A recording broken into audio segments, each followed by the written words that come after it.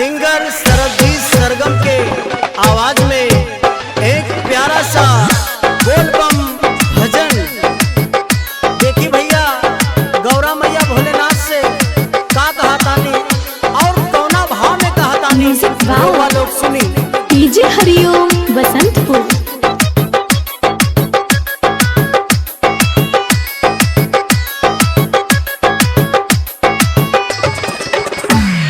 दुखेला हमर कलाई मशीन एक कीने दा भोला लईबाना तोहके खियाए हमें कहू भांग के बोला न लगे मान सुन सजान न लगे मन सुन सजान मन बात ये भोला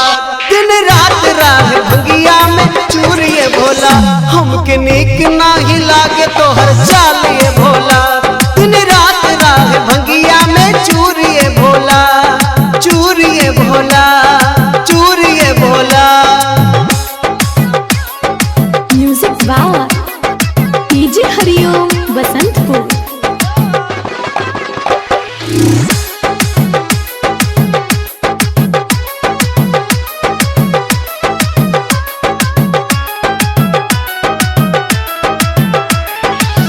कितना खियाई तोहके भांग पीस पीस के मेवा मिठाई देख बैठ जाले रूस के हो कितना खियाई तोहके भांग पीस पीस के मेवा मिठाई देख बैठ जाले रूस के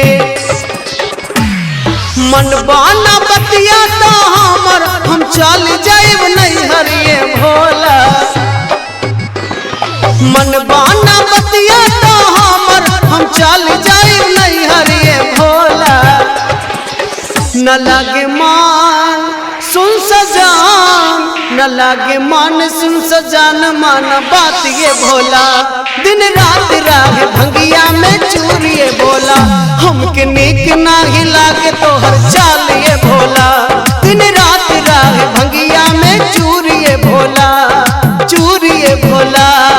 चूरिए भोला।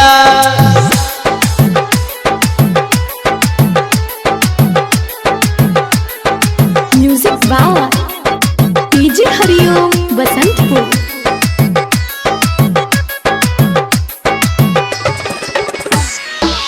हमारा के दुख भोला तनको ना बुझाला भंगिया धतूर रोज तोहके सुहाला हो हमारा के दुख भोले तनको ना बुझाला भंगिया धतूरा रोज तोहके सुहाला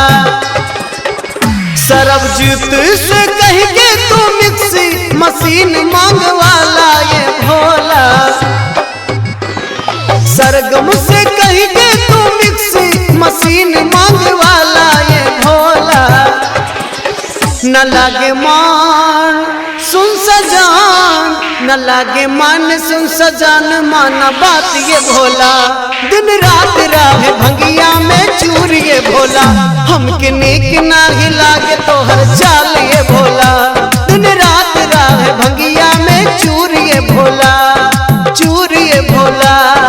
चूरिए भोला चूरिए भोला।